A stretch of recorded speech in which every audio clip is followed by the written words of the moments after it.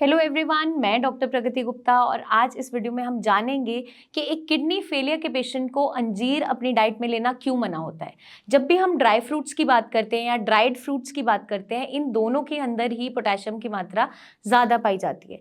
तो mostly patients क्या पूछते हैं, मैम हमारा हीमोग्लोबिन कम है, क्या हम अंजीर खा सकते हैं? वो तो अच्छा होता है, भिगोकर खाने से कॉन्स्टिपेशन को रिलीव भी करता है, तो आप क्यों मना कर रहे हो? तो मैं उन्हें यही बात समझाती हूँ कि जो भी आपके ड्राई फ्रूट्स हैं या ड्राइड फ्रूट्स हैं जिनको हम सुखाकर कंज्यूम कर रहे हैं, चाहे आपका अंजीर हो या सूखी हुई खुमानी हो, सूखे हुए प्लम हो, इसके अंदर पोटेशियम की मात्रा ज़्यादा पाई जाती है क्योंकि सुखाने पे ये और ज़्यादा कॉन्सेंट्रेटेड हो जाते हैं, पानी इसका सारा सूख जाता है और पोटेशियम की मात्रा एनरिच्ड होती है। साथ के साथ इसमें ऑक्जेलेट की मात्रा भी ज़्यादा पाई जाती है, तो जितने भी पेशेंट्स किडनी स्टोन से सफ़र कर रहे हैं उनको ये इनटेक नहीं करना है। फॉस्फोरस एनरिच्ड भी होता है, इसलिए आपके ब्लड में फॉस्फोरस लेवल्स ना बढ़े, पोटेशियम लेवल्स ना बढ़े, इसलिए अवॉइड करने के लिए कहा जाता है।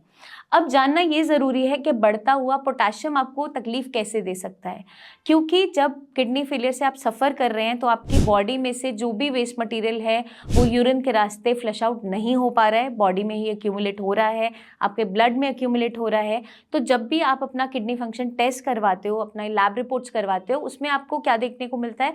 आपका पोटेशियम कई बार बढ़ा हुआ मिलता है, कई बार फॉस्फोरस बढ़ा हुआ होता है, यूरिक एसिड बढ़ा है, क्रिएटिनिन, यूरिया तो एक पैरामीटर है ही जो ऑलमोस्ट सभी लोग जानते हैं, बट जो इलेक्ट्रोलाइट्स हैं उनका भी इंपॉर्टेंस आपकी बॉडी के अंदर बहुत ज़्यादा है, जिसे आप निगलेक्ट बिल्कुल नहीं कर सकते।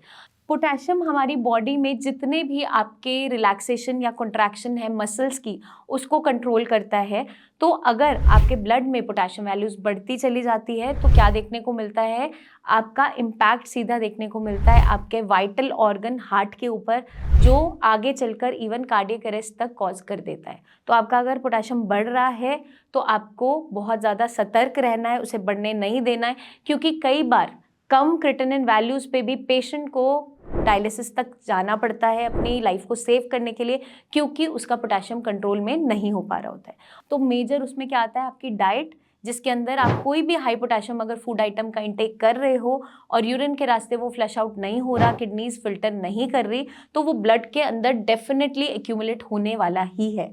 इसलिए मना किया जाता है किडनी फेलियर के पेशेंट को कि कोई भी ड्राई फ्रूट या ड्राइड फ्रूट्स का इंटेक बिल्कुल भी नहीं करना है। मैं उम्मीद करती हूँ कि आप समझ गए होंगे कि अंजीर को स्पेशली हमने क्यों मना किया है एक किडनी फेलियर के पेशेंट की डाइट में लेने से, क्योंकि आपकी बॉडी में बहुत सी कॉम्प्लिकेशंस आ सकती है। आपके और भी कोई सवाल जुड़े हों डाइट से रिलेटेड, क्योंकि मेजर कंसर्न पेशेंट का डाइट रहता है, क्योंकि उसे समझ में नहीं आता कि क्या ऐसा खाऊं जिससे क्रिएटिनिन कंट्रोल में रहे, या क्या ऐसा अवॉइड करूं जिससे मेरे लेवल्स बढ़े ना।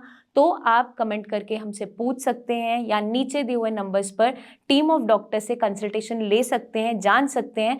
कोई भी क्वेरी मिथ को माइंड में बिल्कुल भी मत रखिएगा, क्योंकि इसका सीधा इम्पैक्ट आपकी हेल्थ पे आता है। जल्दी आपसे हम फिर मिलेंगे, तब तक के लिए eat healthy, stay healthy and take care.